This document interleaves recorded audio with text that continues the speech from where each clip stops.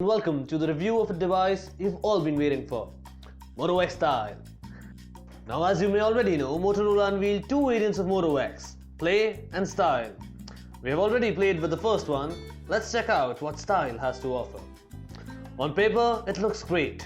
Quad HD display, powerful processor, neo-stock Android experience and an affordable price tag. But games aren't won on paper.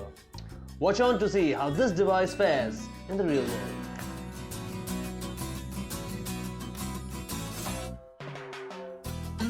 When you look at the device for the first time, you can easily guess it belongs to Motorola with the curved ergonomic design, the Moto dimple and dual front-facing speakers, which we'll come to in just a second. But it feels solid and sturdy, and the metal frame makes the design much more premium, actually way more premium than the similar looking Play. Also, the rubberized back makes the giant settle well in palm.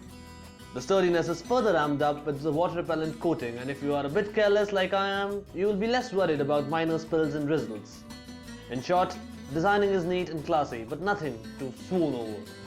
Talking about the display, firstly, it's huge. Yet the phone feels compact for a 5.7-incher. Secondly, it's rich. The Quad HD display feels rich and vivid for the most part. But under the sun it struggles, and that's where you kinda miss the AMOLED screen.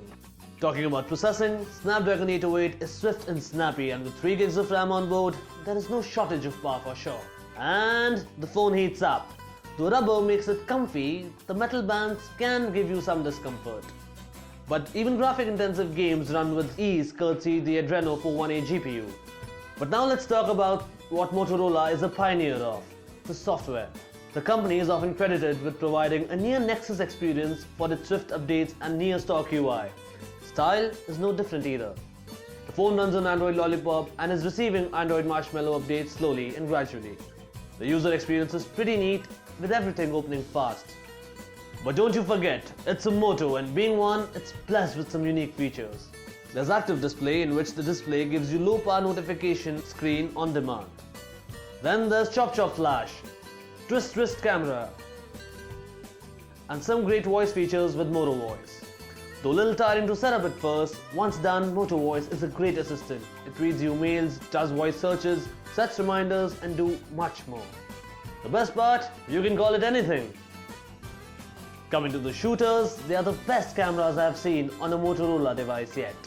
The 21 megapixel rear camera is great outdoors. The close-ups are neat along with fine HDR shots. However, it's not that good in low light. It also supports 4K recording, by the way. The front one is a 5 megapixel shooter with flash. Overall, they are pretty good cameras, but they are not the best. The phone is loaded in terms of connectivity features. It's got all of them: dual SIM support, 4G, USB OTG, dual band Wi-Fi and even NFC. The calling is great too, and the noise cancellation really does the job well. We tested the device in some loud environments and performed really well. Loudspeaker is pretty loud too, which brings us to the speakers.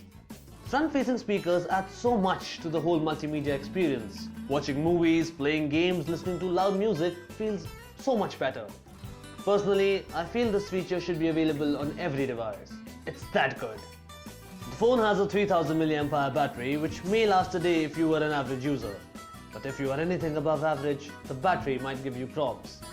In our video loop test, it lasted for only about 7.5 hours, which is less than the 8-hour average benchmark.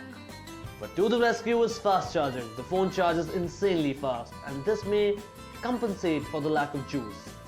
The other prime issue I have with this device is the lack of a fingerprint scanner, which is now even on budget devices.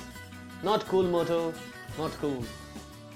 Overall, priced at 30,000, it's one of the most affordable flagships you can buy this year. It has its own share of misses like battery, absence of a fingerprint scanner and lack of an AMOLED screen, but that doesn't even the goods it has. We rate this 8 on 10. It's a great smartphone which just falls short of becoming the best.